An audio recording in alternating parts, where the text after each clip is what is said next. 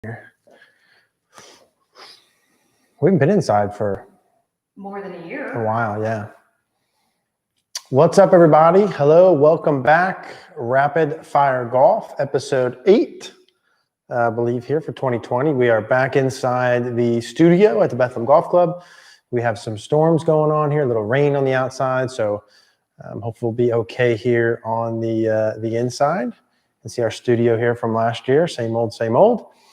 So Rapid Fire Golf, those who haven't been before, for your first time, you could ask your questions, type them in. I will answer rapid fire style. For those who have been here before, welcome back. Appreciate you guys being with us. And yeah, let's have another fun Monday. And the audio on these hits with the balls will probably be pretty like a pop, a nice little pop. You can see everything from back here. So whenever you guys have questions, you fire them out, and we will rock and roll. Iceman. So Tim, can you talk about hinge versus unhinge in a golf swing? So we just did a video on this today. I wonder if that's a little loud. We just did a video on this today. Hang on, Iceman. In terms of the hinging and the unhinging. And so this will come out at some point. We have so many videos now, it might never come out at all.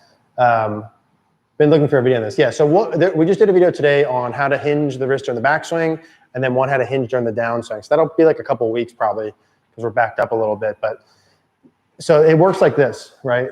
If I look at the setup, the arm and the club create an angle, right? So it's not straight 180 degrees. There's a natural angle at address.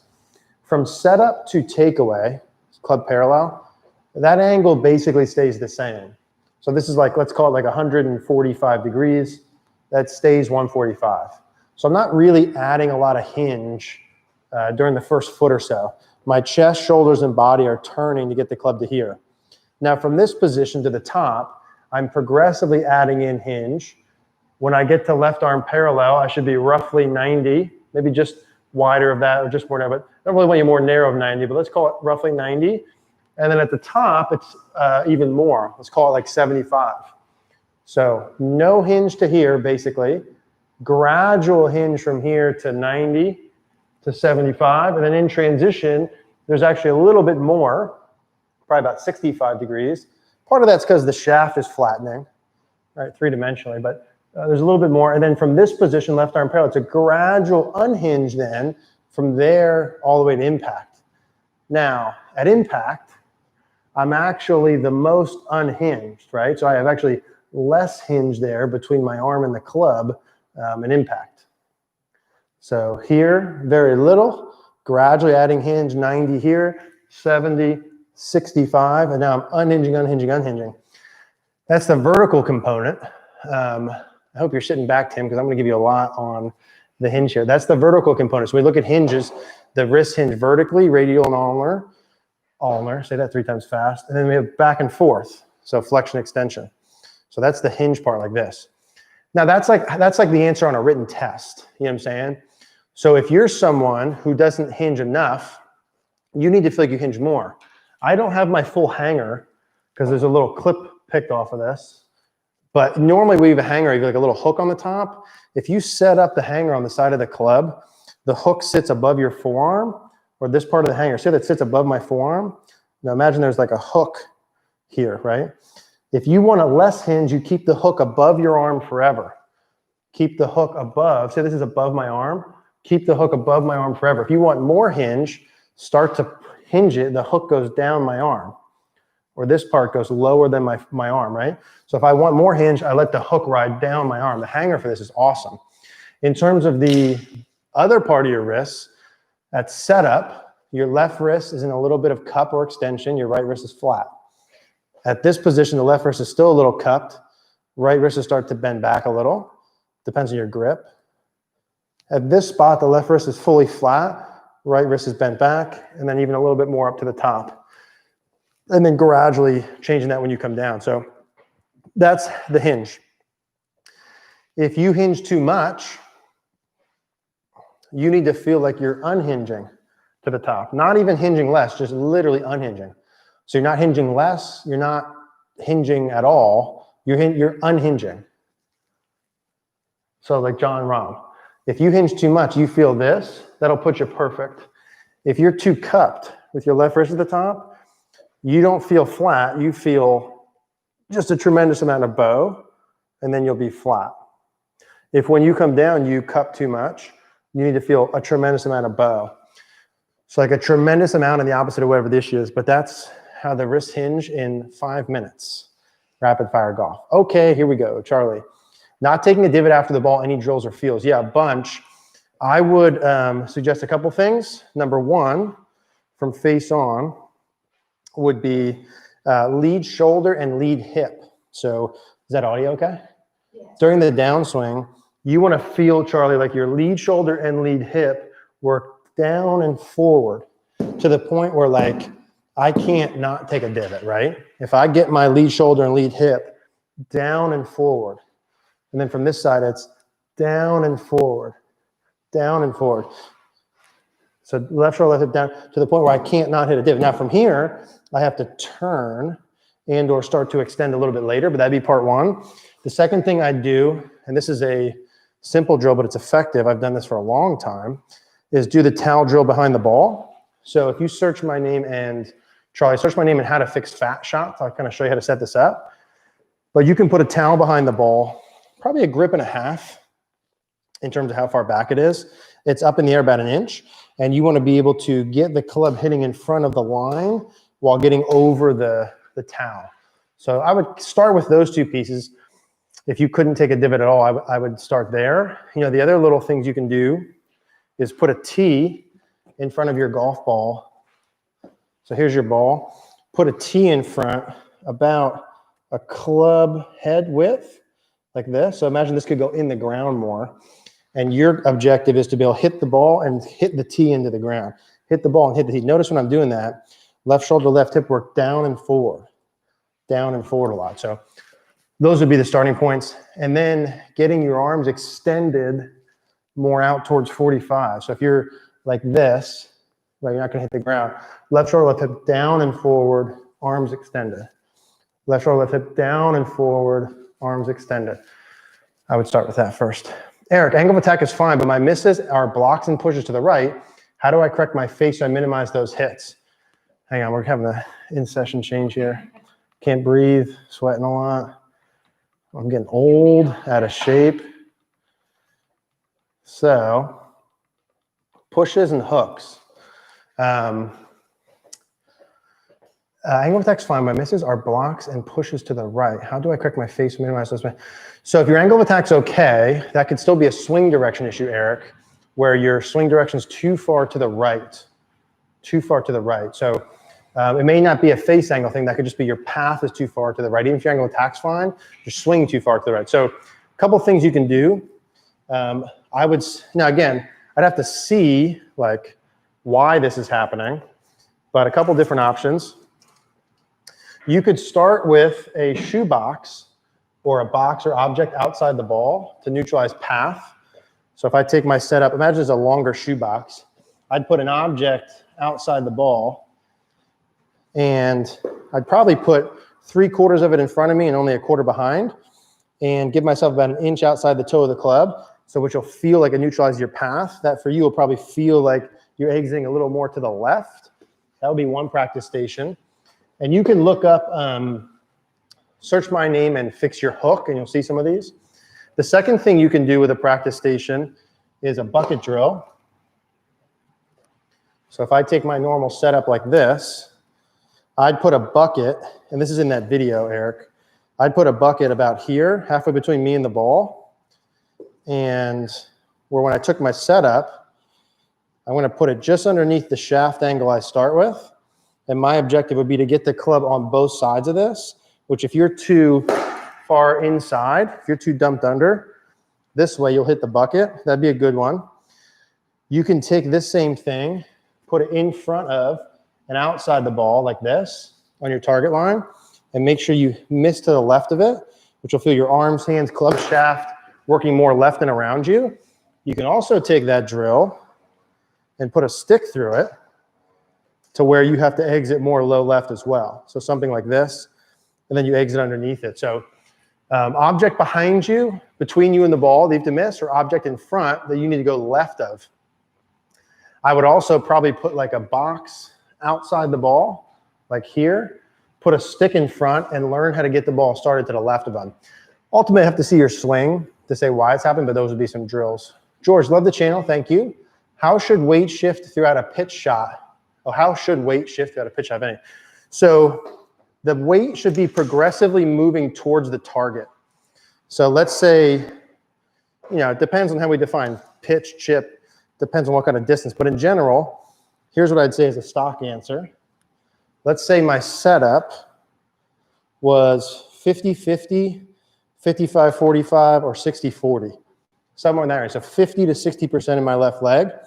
When I do my backswing, I want to feel even a little more in my left leg, a little more, and then I'm rising up. So in reality, when I'm hitting it, I'm not going to the right, back to the left. Because a pitch shot, we don't need power. We want precision. We want good contact and precision. So low point more forward.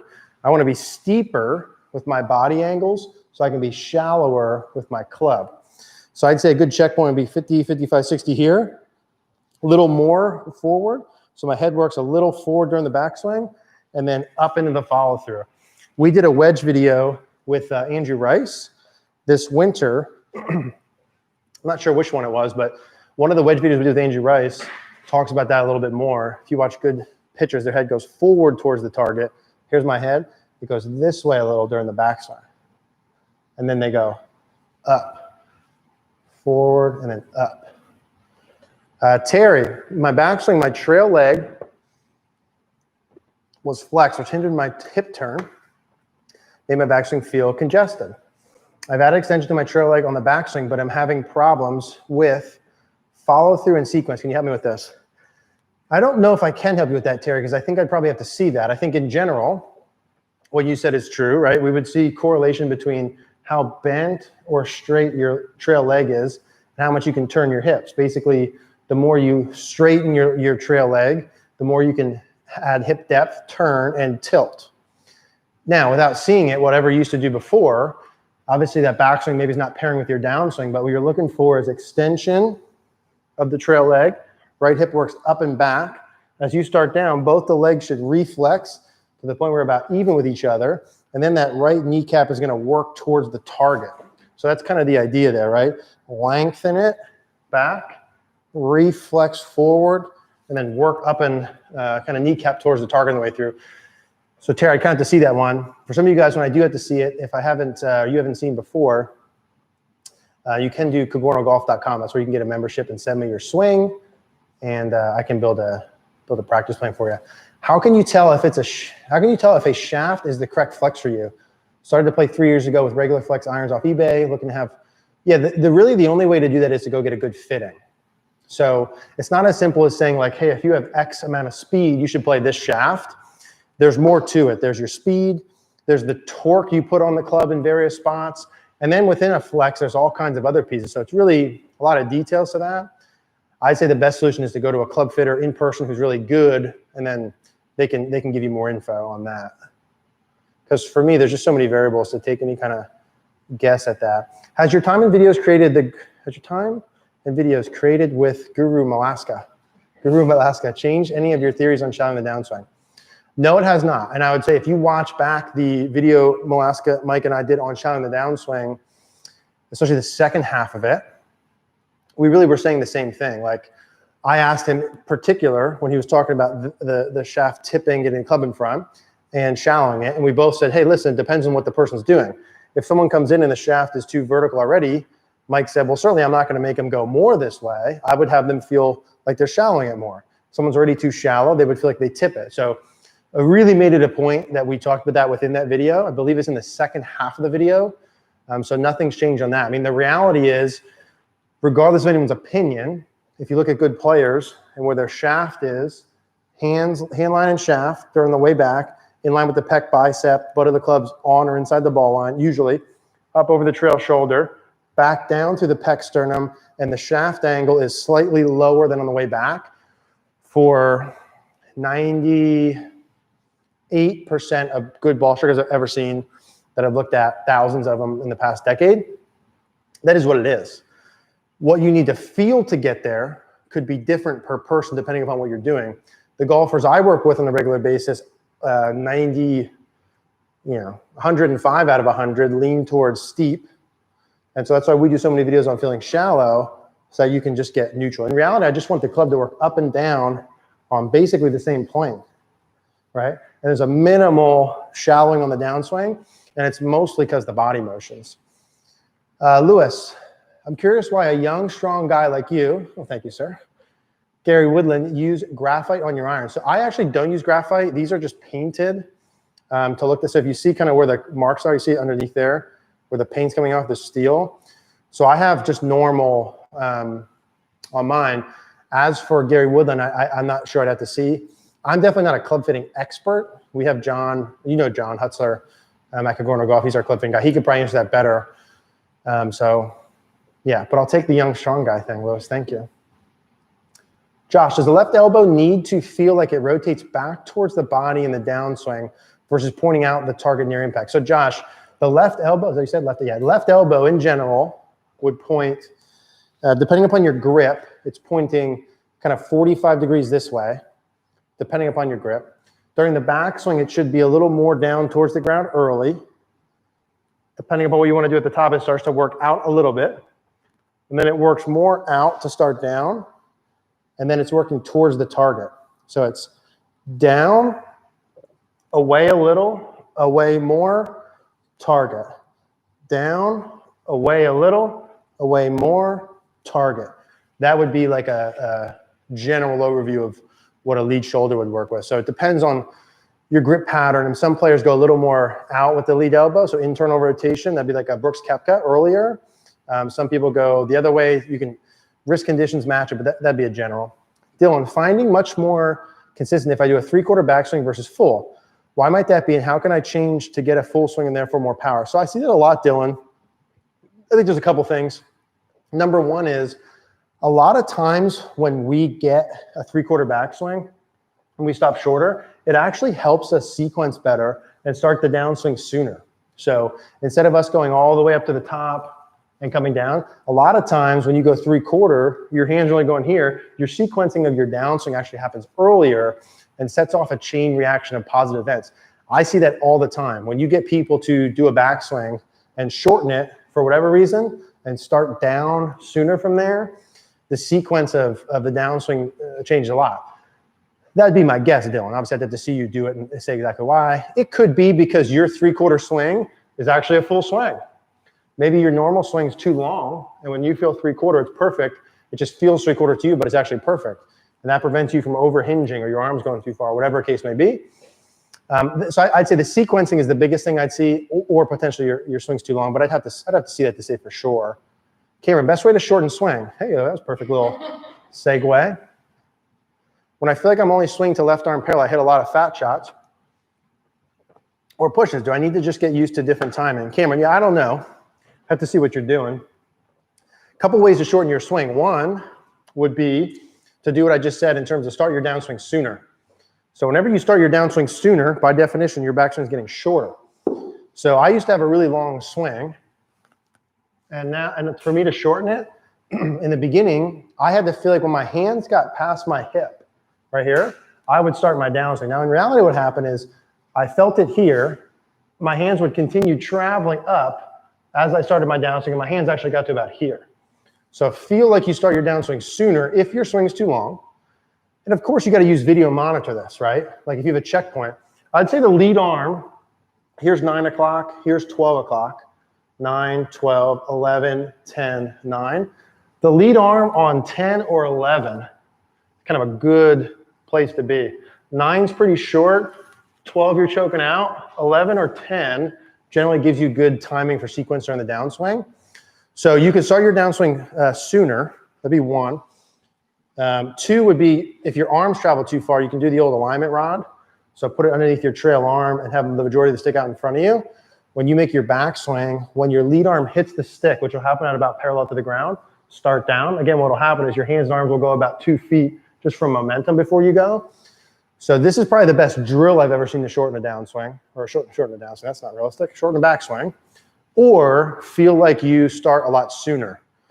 So like if you feel like your hands go to your hip and you start down and you record it and you're too long, then you go earlier. Hey, when my hands get outside my thigh, I'm starting my downswing. You're like, what the heck? But in reality, your hands are probably gonna be like here.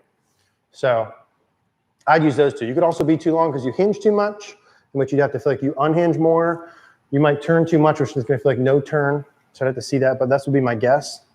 Russell, can you talk about wrist movement? I can definitely talk about wrist movement. If you wanna let me know what part. I did a 5-minute answer for Tim in terms of hinge earlier, in terms of how the wrists work this way and this way. So I'm gonna say, Dan, if you want, or Russell, rewatch the first 5 minutes of this video, or if you wanna talk about a specific part, I'll talk about it, but I did that earlier. Dan, love your wedge distance control system. Thank you, sir. But can you elaborate on how you manage the gradual change in stance with proximity to the ball, choking up in the grip? Yeah, so a lot of that at this point, Dan, like anything you do over time is like without conscious thought. I also don't remember when I first built that in consciously thinking about it. And I usually when coaching it within people, it's more of a natural reaction. But what I would say as a general piece, so for those who don't know the wedge system, it's seeing where your hands go. Like if when you hit balls from 30 to 100, I'd pick one club, hit all the shots with one club, assuming no wind, whatever, just normal. One club, one tempo, and then just change swing length. So for me, 30 is hands to thigh, 40 is hands pocket, 50 is hands to hip, 60 is above hip, you get the picture, all the way up until I do it to 110. So 100 for me is like neck, and then 110 is full. So stance width changes gradually. So on 30-yard shot, my ankles are about a club head apart. Now my feet look farther because my front foot's flared, but my feet are about a club apart. That's the closest I'm gonna go. On my 110-yard shot, my ankles are about shoulder width. That's as far away as I'm gonna go. So my feet progressively go from club head apart to shoulder width apart as the shots get longer. My ball position does not change. So my ball position is just forward of center, just forward of my sternum, kind of underneath my left eye. As I'm here, here's 30. And then, okay, so the grip down. So 30, my thumb's almost all the way down the shaft. 40, I'm up a little, feet a little wider. 50, I'm up a little, feet a little wider. 60, I'm up a little, feet a little wider. 70, I'm up a little, feet a little wider. 80, 90, 100, 110. So the ankles, the heels, are progressively getting just a little bit farther apart. I don't change the ball position, and I wouldn't suggest changing the ball position. I'd keep the ball position there and then just change feet width. Stefan, struggle with little to no lower body movement. Early extension is a big fault. Any drills to practice lower body movements? Yeah. The first thing I would do to get awareness is the 45-degree drill. So you would take 2 alignment rods. This is probably the best drill to do if your lower body like doesn't move at all and you just need to get moving. So 1 alignment rod goes through your belt loops like this. And this is one I saw a while ago, but I see George Gankis do it a lot as of recent. And it's a really, really good one. So I'd take this here. I'm gonna put the second stick on the ground about 45 degrees to the left of me. So now my objective, when you put this in, put all of it to the left of you. Don't make sure it's not hanging out to the right of your hips. You don't hit it. So all of it's over here. Now this is a visual for you of what your hips should do. So when I take my setup, I got the stick on the ground, 45. I'm gonna take my setup, pose an impact, turn this stick over the stick on the ground and feel what that feels like. So if you don't turn at all, it's gonna feel like, oh my gosh, that feels really open. And then when you swing, you go back, take a backswing. You wanna get the stick over the stick on the ground before the club gets to the ball or as the club gets there. So it's pose it, 45 open, reset, and then feel as though you're gonna get that stick. So if I'm going this way, here's me, here's the stick. I got a stick on the ground, 45 degrees. I'm gonna turn it 45, feel what that feels like an impact, reset, and then try and get that back turn before impact. If you've got like no hip motion at all, that'll be a good starting point to start to get some hip motion. I think we have that in a video, Stefan. I think it's called the best rotation drill I've ever seen. I don't think that is what it's called. It's an indoor one with the driver, I think, or Infinity. Dan, seems like it would add too many variables. Yeah, I would just change the feet width, keep the ball position, same club, same speed, and then you're just gripping up a little bit gradually. I'm eyeing your minimal golf bag. That's a nice little softball promo. If you guys haven't seen this minimal golf bag we have from Sam Golden, MNML. That's the golf bag that Mary and I got. Best golf bag I ever had. I love it. If you guys want to check them out, MNML is the golf bag. Carry beverages and the pocket is insulated. Is there a pocket that'll fit a 6-pack of your favorite beverages? Yes. So I normally bring a cooler, but this bag here has solar, so I can charge my cell phone. All the pockets are magnetic, so there's no zippers, which is beautiful. It looks good. It's light. It carries really well. I'm sure there's other features. There's Bluetooth on it that I don't know, I don't really use, but you can definitely fit a 6-pack in there, and it's insulated. So Mary and I have been on a high noon kick. I don't know if you guys have had those vodka sodas. Unbelievable. They would fit. You probably fit like 12 of those in there. That's what's in that. Mary has some in her bag right now. Yeah, in here. If I get to the point where I'm drinking vodka out of a thing while we're doing these, we're going downhill.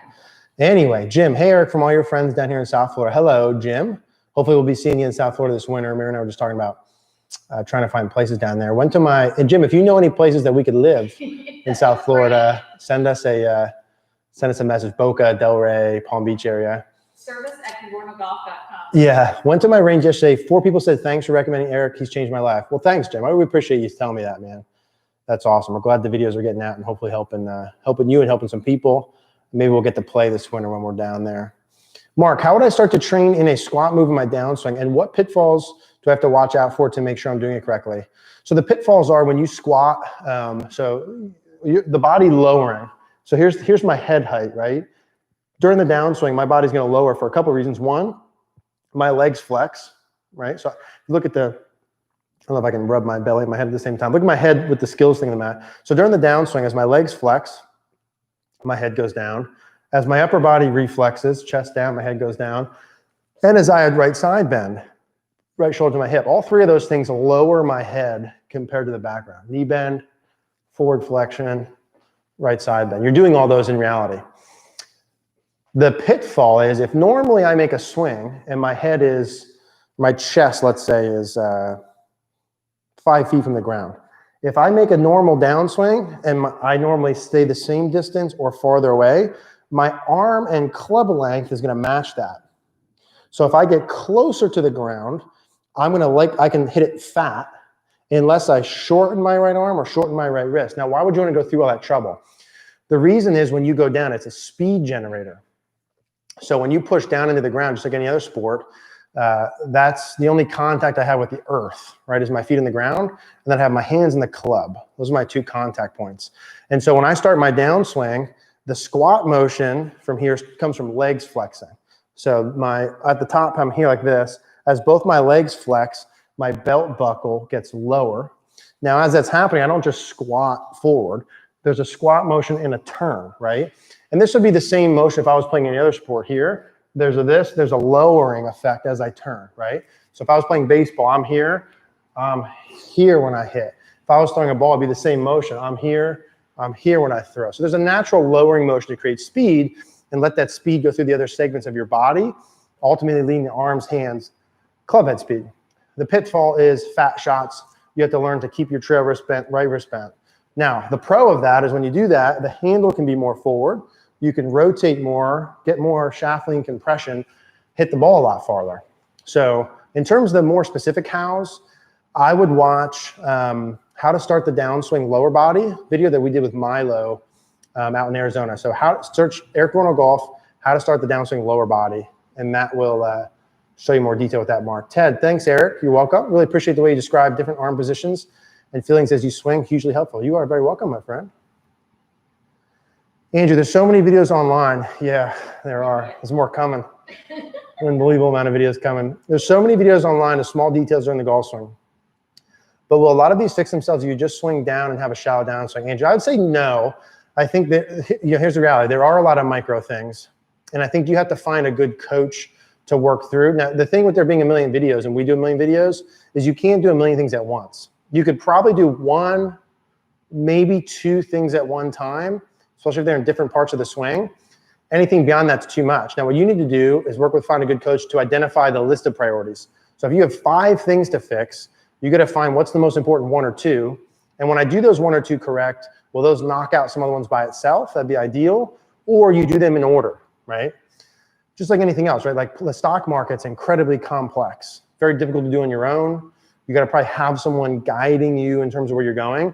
I think the swing is just complex. I think a lot of times we try and make the swing simple, and it's not simple, it's complex. There's a lot of micro movements. But in terms of you, field golfer, on the other end of a conversation, lesson, whatever, you should leave with like 1 thing. So if we look at your swing and there's a lot of micro shit going on, we might say, hey, you need more depth during your backswing. There's 4 things that go wrong because you don't have enough depth. So all you have to do for the next 2-4 weeks is feel like, and train this in, your hands go too high. That's the root cause. We need more around. How far around? Or when you record yourself, you need checkpoints. You go down the toe line, through the pec, over the shoulder. Well, when I swing in motion, it feels like I have to swing around my hip to be able to hit those checkpoints. Beautiful. Then you need to feel like you swing around your hip to hit those checkpoints to start with. So you got to find the one biggie and practice that way with checkpoints with a coach and put those things in order. Now, I think Cogorno Golf are pretty darn good at doing that, so I'd suggest you come on over with us, or honestly, just find anyone in person or online who's good that you can work with, because there's micro. Some days it's easy, but the reality is it's micro. What's up, Eric? Kyle, what's up, dude? What advice do you have for those of us who focus too much on hitting the ball, then swing to the target, practice versus actual swing? So I think a couple of things. I think one is in practice, you need to make sure you split your time correctly. So the error for most of us is we spend too much time in the mechanical how-to phase. When you practice, I think there should be 3 to 4 phases. Number 1, wedges and warm-up. The first 20 balls you hit, you should be doing the wedges and warming up at the same time. You have to warm up anyway. So you might as well warm up and do 2 to 30, 2 to 40, 2 to 50, 2 to 60, 70, 80, 90, 100, 110, 120. So every time you practice the rest of your life, you're practicing your wedge distance control. That should be the first part of your practice. So when you go play, even when you're off, your distance is still always good. Number 2 should be mechanics. You should do a set number of balls for those mechanics, 20, 30, and do them no matter what. Whether you perform great or terrible, do 20 or 30. React unemotionally and just objectively to what's going on. And then you should do grids, where you have to hit a ball within a zone, so you always can own your ball flight pattern even when it's on or off. Do grids with an iron and driver. That should be kind of your 3 phases, and then maybe golf course. If you're too much at the ball, I would probably find a follow-through feel. That could be get somewhere at the end. And Kyle, I'd have to see your swing. Like, I don't know what we're talking about, but that could be like make the shaft work more left. That could be push your hips up and forward. That could be, whatever your feel is. I would find a feel that gets you to your finish so you're less at the golf ball. So those would be kind of the 2 areas I'd look there. Michael, fired up to get the Tour Striker Power Click in the mail. You should, dude. One of my favorite training aids.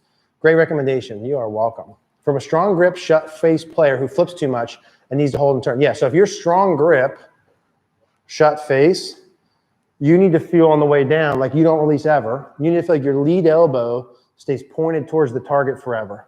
So your lead elbow stays internal. So your shoulder stays internally rotated forever into the follow-through.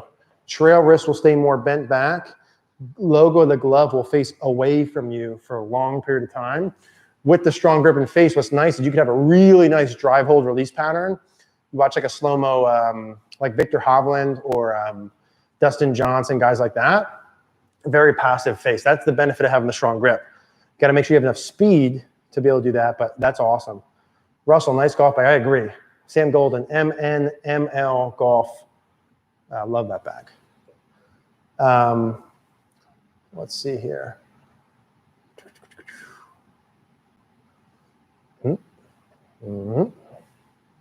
Okay. Big issue I face is height of my drive. Any tips? Yes. So to get the ball going higher, obviously it depends on why it's not going high enough, but I would say tee the ball high enough, step 1. So make sure it's at least 3/4 of the ball above the top of the head. So teed high, make sure you have enough tilt at address. I would say put your hands down your legs. Let your right bottom of your fingertips get all the way down your kneecap. So you have like 10 or 12 degrees of tilt. So ball's really high and you have enough tilt. And then you have to make sure, angle of attack, that your arms, hands, club are working up through impact. Up. And as you're working up, you let the club head throw. So hands up through impact, let it throw. Let your belt buckle work up in this way. Now, if you hit it too, then like, that's good general advice, right? If you hit it too low because you hit it low in the face, that's not going to help you. If your face is really shut, that's not going to help you. So it depends on why it's shut. So I'd find a good coach, figure out why it's shut, and go from there. Those would be some general things. I'd have to see your swing, though, to say for sure. Question about ball position. How much does it help? Oh, I'm sorry. How much does it depend on grip strength? I have a strong left-hand grip, thus shaft lean at address with irons. So should it be slightly farther back in stance? No, so I wouldn't change the ball position much on grip. So if I look at like a neutral ball position, let's say for an 8-iron, I really like off the left ear as a stock model. If I have a stronger grip, weaker grip, etc., I can still have my hands inside left thigh and have a neutral amount of shaft lean. I would say it depends less on grip. There could be a debate on that in terms of where your grip is, your arm rotation, etc. But I would say it depends more on the ball flight you want to hit and what your tendencies are. I'd move it a little more back if I wanted to start it more right, curve it more left, and I'd move it more forward if I wanted to start it more left, curve it more right. But I don't know that I would change it. I'm willing to change my mind on that, but I don't think I'd change it much based just on grip alone. If you said, hey, I've got a really strong grip and I start the ball way too far left, I'd say, okay, well, with that, then maybe I'd move it back more because it's starting too far left, but I'd depend more on the ball flight pattern. 6 handicap player, but have an issue with snatching the club back. Any tips? Yeah, so I mean, in general, when you do your takeaway, the idea would be that from setup to here, your body motions do the work. So you need to feel as though your body does the work and your arms and hands do like literally nothing. Couple of things you could do with that. Tour striker smart ball between your arms would help with that. Stick down the shaft. So stick on the side of the shaft like this. When you take your setup, you'll set up with the stick on your hip. So the stick's on your hip.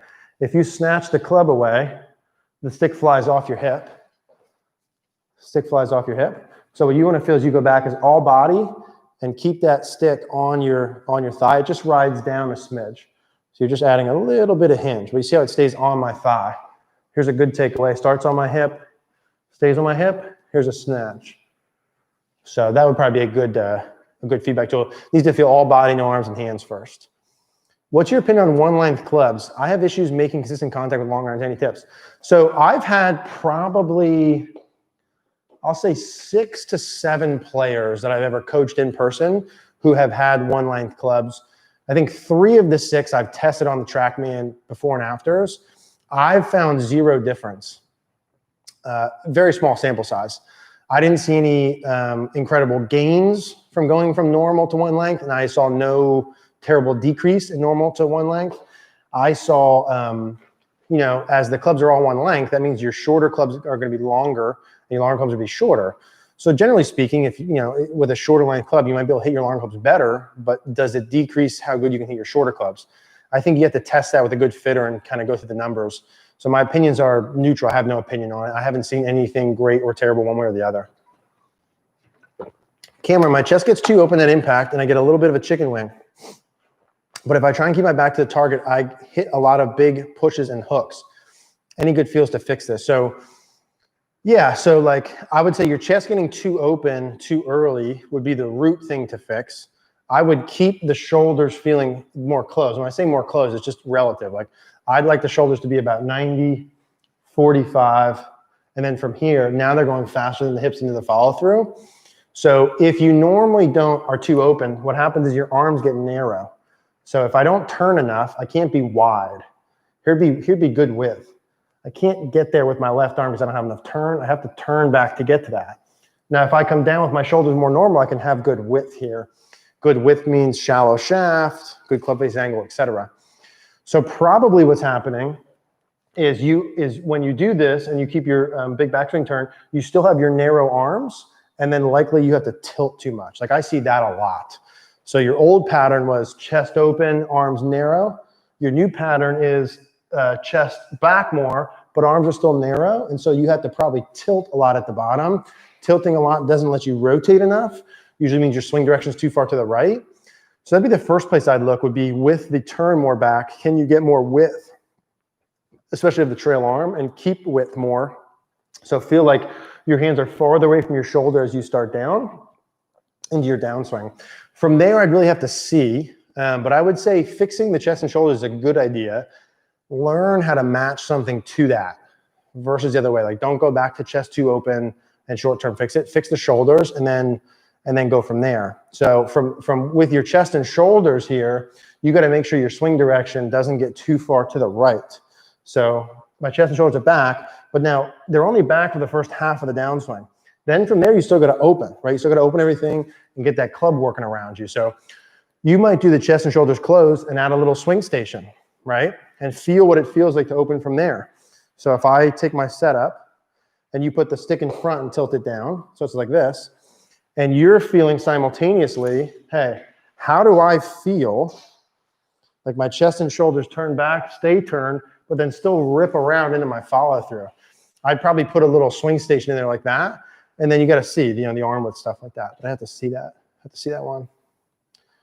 Pat, smash the like button. This is good stuff. Thanks, Pat. Yeah, smash the like button. Please do. Corny, stuck floating between 8 and 5 handicap. Just can't get over the hump.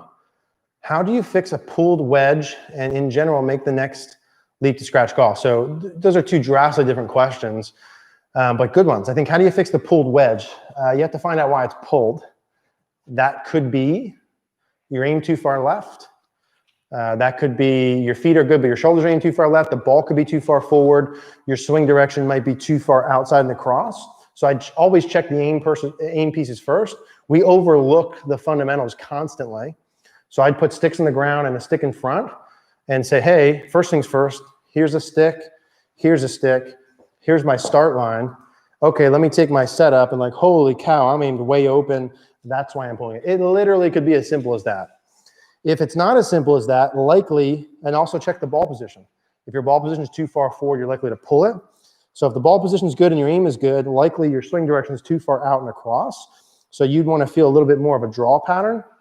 Starting point for that could be as simple as a range bucket, pretty much even with the ball, got a grip behind the ball, even with your target line. And so when you're working in here, you want to feel the club head working a little bit more from inside here to start down, which to you would feel like you're hitting a little bit more of a draw motion. So a little bit more from inside with the club and to the right. Those would be the pieces I'd look. In terms of next leap to scratch golf, the first step of that process is you have to start to track some kind of performance. So you have a clear path to what you need to do so you're not guessing. That means Arcos, that means some kind of stat tracking system where you know, hey, I hit the ball this far off the tee. Here's about how far I need to hit scratch. Okay, I have that or I don't. Here's how many greens in regulation I hit. This is what I need for scratch. Okay, I need 3 more greens per round to get to that level. Okay, now I know that. How do I hit more greens? What do I need to practice? What do I need to do? You know, hey, my putting, I do this. My proximity to the hole is this. My up and down is this. Because if you look at that, like all the members at Cogorno Golf that have the Arcos, it's so simple to see what needs to be done. It takes all the opinion out of play. It's like, hey, if you want to shoot scratch and you need to hit on average 10.5 greens and you hit 5, like we need to get better. Your ball striking, hitting greens. Then you got to go down the sort of path of why is that happening? Why am I missing greens? Why do I need to hit more? Okay, I'm missing short a lot. Well, are you not taking enough club or is it solid contact? I missed to the right. Okay, well, what mechanically is causing that? How do I fix that? So you have to track stats. I'd say, Corny, for the next 10 rounds, I would challenge you to track your stats for 10 rounds, compare those to where you want to go, and then you can build a blueprint for what needs to be done from there. Steven, let's see. Fighting a huge block for a couple of years now without a video of my swing. Do you have any suggestions? So I'd check the fundamentals. So aim, ball position, swing path. When you have a push or pull, those would be the first 3. You should do them in order. Aim, ball position, swing path. So someone who pushes, the issues would be potentially you're aimed too far to the right, the ball's too far back, or your swing path is too far from inside. If it's a straight push to the right, it's one of those 3. If it's a push fade or has any curve, it could be other things. So what I would do is put a stick with the ball, put a stick with my feet, and put a stick on the right edge of the target. So on the right edge of the target line, you need to be able to start the ball left of those. Then I would do something to check my path. The first thing I'd do is grab like a club box, like one of those big club boxes. We're gonna do a full video on this soon, but this is like the best path neutralizer. So you put this box about 3/4 of it in front of the ball, and then a little bit of it behind, and you set the ball up inside of it, so you have about 1 inch outside. If you push too much, you're likely gonna run into the box in the follow through to the right. So you would wanna be able to hit some shots and miss that. You might toe 1 or 2 because it's normal, because it's in your way and you're afraid of it, but I would start with those 3 things: ball position, alignment, and then path. And if you're still pushing from there, which I'd highly doubt, I'd say that those 3 things, if I was with someone in person, fixes their pushes within 5 balls. If it's just a push with no curve. Then from there, that might not be the best, drill for you. You gotta find what kind of drill. You might need to put the stick in front, angle that down, put it behind here. If you search my name and how to fix your hook, that'll come. We'll do a how to fix your push video indoor series at some point this year. Andrew, I don't know when, but at some point. Got so many videos. I've noticed that I strike the ball better when I swing harder and stop trying to perfect my swing. Is there a reason for that? I don't know what the reason is for that. I have to see your swing. Mechanically speaking, there's always a reason for everything. There's no mysteries. So when you go faster, for whatever reason, the club movement in terms of your impact alignments, face to path, low point, etc., are better. Right? So there's always an explanation for everything. Nothing is a mystery. I'd have to see slow versus fast to say, oh, this is what changes, or these 2 things change. When you go faster, your wrist angles change just enough, where your shaft lean's better and your low point's better, so you hit the ball in the middle of the face. Golf, 1 little millimeter off is great versus terrible. So there's always a reason, but I have to see what that is, Andrew. If you work with a good coach, you should be able to look at the before and or the fast and slow and pinpoint that. If it's not clear on video, then you have to go a little more in depth. But I'd see it either in camera or TrackMan, or you'd see it somewhere. How do you go low when you hit? I find my wedges at impact, I'm not lowering myself, tend to flip my wrist. How do you go low when you hit? I'm assuming like you mean how do your body go lower when you hit? If you watch earlier, I explained that those 3 movements: legs flex lower you, forward bend lowers you, and right side bend lowers you. So it's a combination of those 3. Nelly, I would watch how to start the downswing. We did like 4 videos with Milo from Golfletics. We did how to start the downswing upper body, how to start the downswing lower body, how to start the downswing wrists, etc. That'll explain how to do all that stuff. Strong or neutral grip, either one's fine for me. The level of player, to me, gets to dictate their grip more, meaning the better and better and better the golfer, the more say they have. The newer the golfer, or the worse the performance, the more I lean neutral or more towards strong, just because it's easier to get the face back in line. I have a lot of great players with weaker grips that play good as well, but I would lean towards neutral strong because it's easier to get the face lined up. Do you have a launch monitor? I do. I have a TrackMan for, I don't know how long I've had, maybe 5 or 6 years. Hey Eric, does ball position change for lower lofted irons? If so, how much? Having a hard time hitting 5 iron, 6 iron, 9 iron, a lot easier, consistent. So I would say the ball position doesn't change a lot. So in terms of ball position, most of the changes are going to be feet width and tilt. So if I were to say, like, let's say a sand wedge, I would keep the ball somewhere close to my left eye, left ear, forward of sternum, and hands inside left thigh. Here'd be a wedge, feet closer, no tilt. 8 iron, ball stays the same, feet a little wider. Now I have like 3 degrees of tilt. Let's say a 3 iron, the feet would be a little bit wider. I'd have a little bit more tilt, but that ball position is not drastically changing. If you're struggling with the long irons versus the short, it could be set up, but likely you have something mechanically causing that.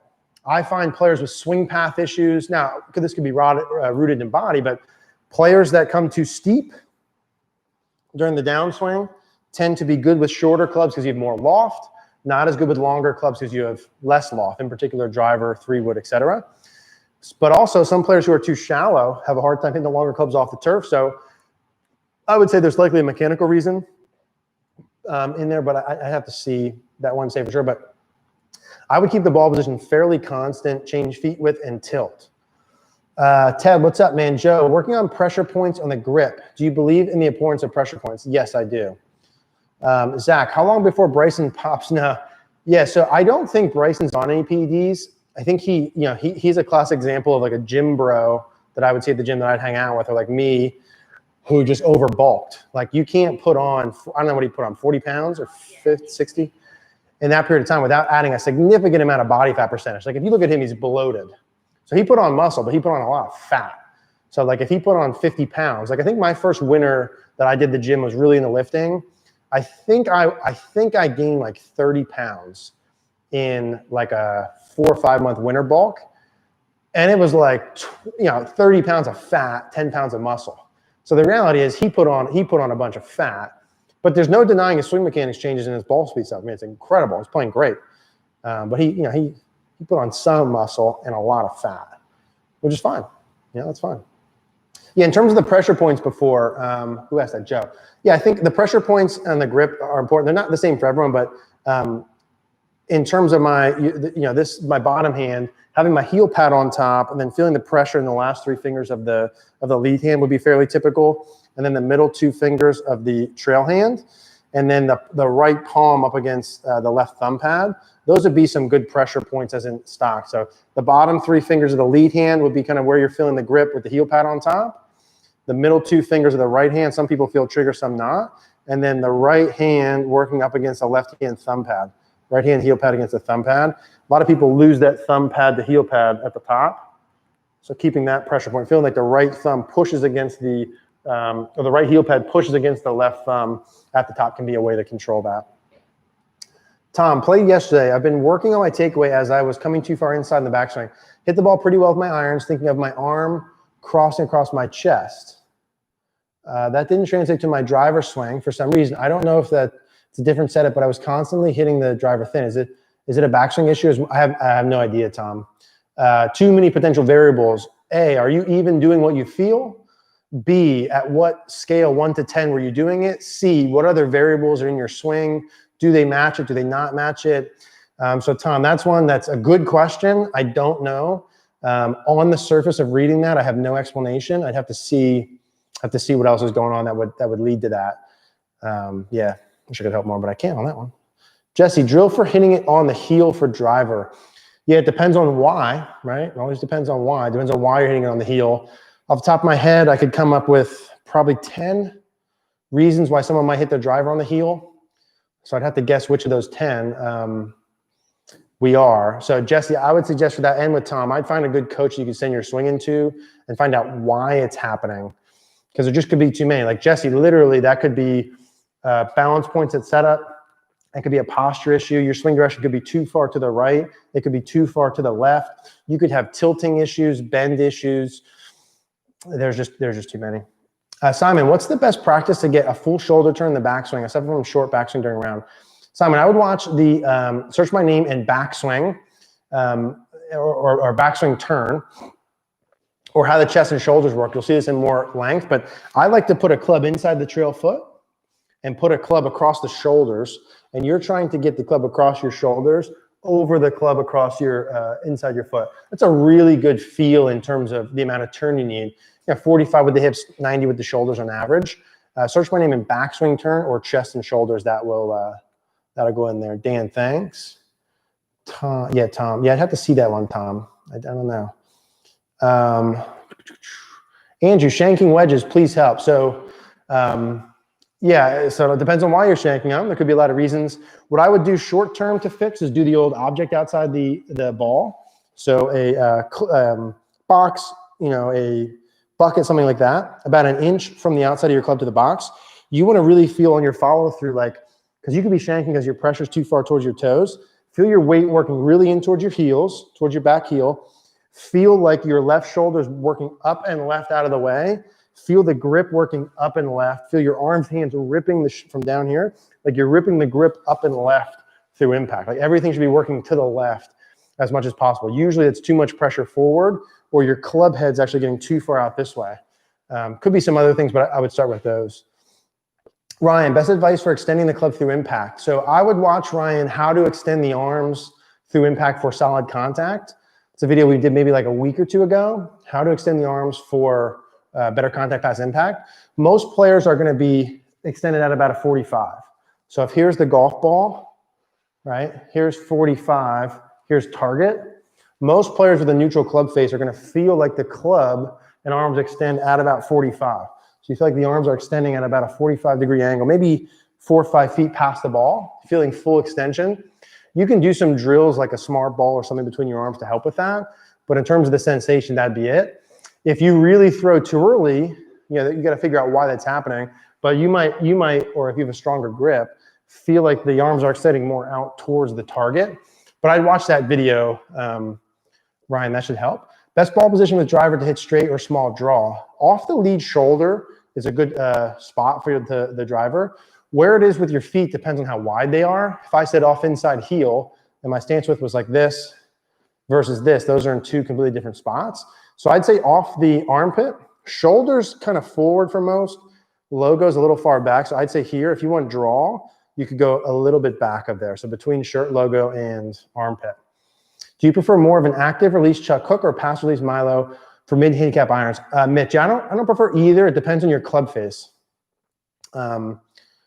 So yeah, I don't know about the Chuck Hook active release style, but in terms of release styles, it really depends on your club face angle. We did what did we do with, we were in California. We did what did we do with Kevin? With Twist versus throw.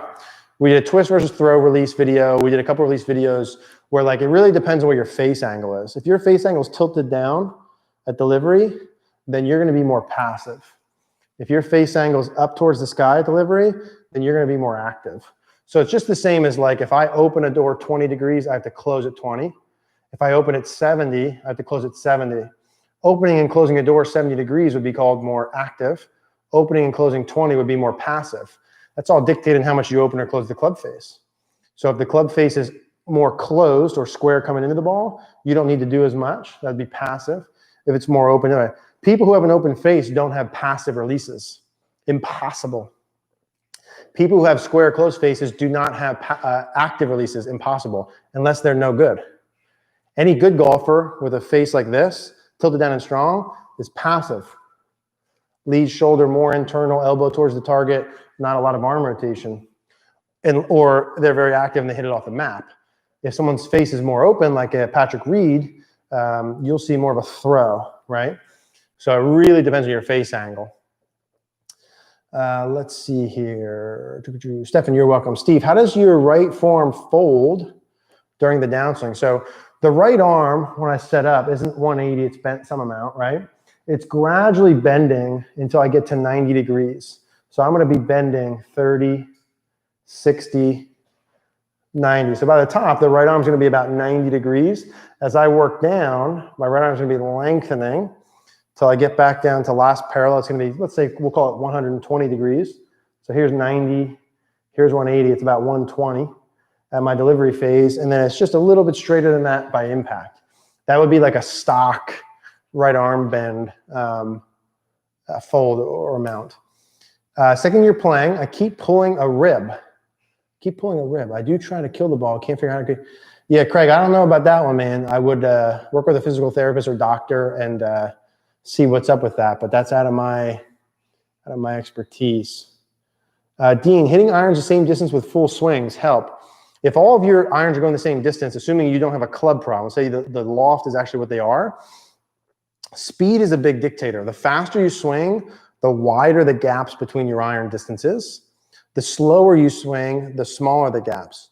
So if you're hitting them all the same distance, either your club head speed is lower or you're adding a lot of loft at the bottom and mishitting the ball.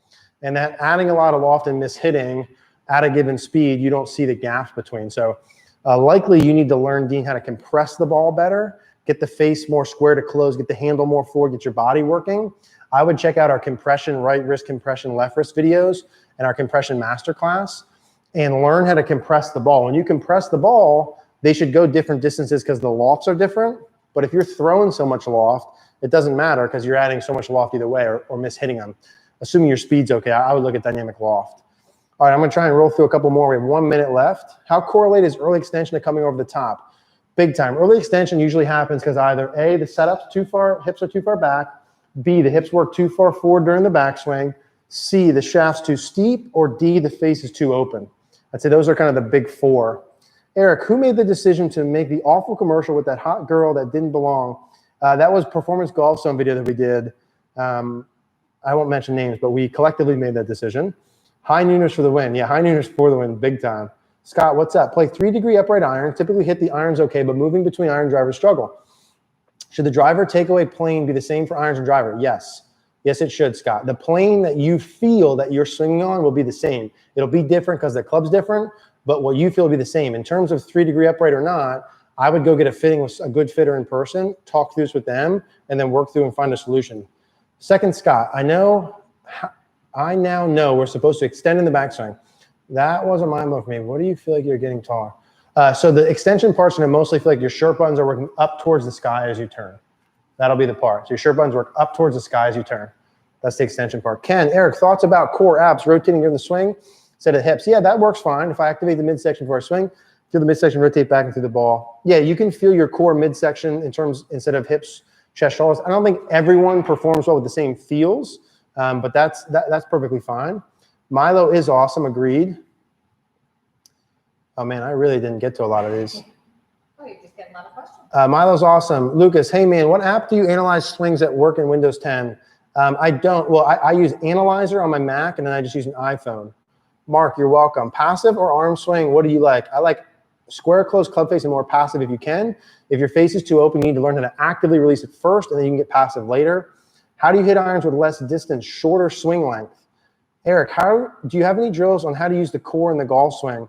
Watch Hubert. Watch 3 phases to building your swing with that we did with Milo. Learn how to swing hip high with just arms, then add hinge, then add length. You have to learn how to feel like your arms and hands do nothing and use your body. Watch the 3 phases of a swing we did. You're welcome. Eric, can't remember which video I saw. I heard something about turning your elbows in towards your body at setup. Have you heard of this? Yeah, so watch one simple trick to fix your backswing for good. Left elbow towards the ground during the backswing. Fight a sway to my right side as I start backswing leads to a host of problems. Yesterday, as a driving range, experimented with feeling weight on my left side to start a backswing. Good idea. It's a good idea if your hips don't sway when you do it. You need to put the chair to the right of your hips and create space with it. Search my name in hips or search my name in sway. You do the chair drill, use video, you can fix that, but you got to be diligent with the exaggeration. Cody, no matter what I do, I can't seem to stop my head from tilting to the left of my backswing. Any suggestions? Feel like it's tilting to the right 10 times more than you think. Video it, see where it is, and then keep adjusting until you do it. How do I stop hitting up on the ball with my irons? Lead shoulder, lead hip, more down and forward to start your downswing. Jim, what is your best tip? What is your best tip? Phone not sliding on the backswing. I'm a 2 handicap. I still slide. Answer. What is your best tip? Maybe that means if I'm not sliding on the backswing. For not sliding on the backswing, maybe? Not sliding on the backswing. Put a chair to the right of your hip. Don't hit it. Create space. I'm not sure what the rest of that means. Shanking pitch shots. Jeff, search my name and shank. Do the drill with the object outside. Do the feels that I mentioned earlier. Scott, post an awesome drill on Instagram. Seem to really work on a more dynamic backswing. Could you demo the drill and some checkpoints? I can't because we're 2 minutes over and we need to leave. But we will do a full YouTube video on that at some point. How often do you or would you recommend practicing strike? I really have to work on keeping, you should practice strike as much as you need to until it's efficient. I don't have a problem with strike right now, so I don't practice it. If you do, you need to practice until you get it. It should be on the regular schedule. Any tip on grips? I think grip is too hard with the right hand, so it counteracts. Yes, search my name in grip and search my name in grip pressure. I have two videos on that. What's up, Dylan? Jason, have a consistent toe stroke of my irons. Got any tips to fix that? Yes. Get the shaft angle lower through impact. Search my name in most important shaft angle. How to help chipping yips. That's a more complicated thing that I can do in 2 seconds. There's a mechanical reason that led to that. You have to find what that is. Work with a coach, see what the mechanical reasons are, and work from there. Ross, what's up, man? Watching Ford utility stuff on website. Any quick tips for me to focus when I play tomorrow? I often hit the ball low in the face, almost thin. I do not have quick tips for you to play tomorrow. I would suggest learning how to get in the moment, enjoy the day, find a way to be present, see things, smell things, hear things. You should have put the work in to have a predictable ball pattern. Trust that ball pattern, go enjoy it. Jason, when trying to hit draws, I have a hard time getting both a closed face and swing path at the same time. When I swing to the right, I have an open face. When I get the face closed, I swing straight. So you have to find a solution to that. I don't know why that's happening. I would stand on a range with a pitching wedge and start with the face first and hook the living heck out of it, 10 in a row. Then do that with an 8 iron, then do that with a 7 iron, work your way up through the bag. Then you got to put a station in. So search my name in best draw I've ever seen or any of the draw stations so you can hook it and do that. I'd probably put a stick in front of you on a 45-degree angle and you got to swing to the right of it. Search fixed weak fade. Search my name in fixed weak fade. Larry, could you demonstrate a drill to feel less static and more active in the golf setup? feet seem to, yeah, so I'm not going to do demonstration because we're way late, but feel like you just keep feeling like you're moving. Let the club head keep bouncing off the turf. Keep waggling the club more than you think. Well, maybe see if Larry, we can talk about that next week. Right-handed golfer, problem swing path, reception. When aiming to the left, allow for wind. Takeaway tendency to be aiming straight down the fairway, so effective inside. Yeah, Richard, that might be a little more of a complicated one. Okay, I'm going to do one more, and then we got to go here. Sorry, guys, I didn't get to all these. We'll see if we can do them next week. Shoulder pops up, and I early extend late in the downswing. I've watched all your videos, and when I try, so I'm really extending, my hips don't turn enough. Yeah, I mean, some of these are like, if you know what your issue is, then like, Phil, you got to turn your hips more. So like, you do one of the drills, maybe the stick in the belt loop, stick on the ground, turn your hips as much as you think, record it, and if they increase 5%, then you know you got to turn them even more, even earlier, right? Even more, even earlier. Thoughts on one length, iron swings. I talked about that earlier. Haven't seen any big difference. All right, guys, that's it for today. I'm trying to get as many as we can, but we went 5 over. For any of the questions I didn't answer, if you guys want to hop back next week, we'll do this every week at 5. I'll try and go a little faster next time. Anyone I did say about sending the swings in, you can always go and do join CogornoGolf.com, COGORNO golf.com, and I'll be over there. You can send me in your swing. If not, we'll do this again next Monday. Thank you, guys. Hope all is well. Talk to you soon.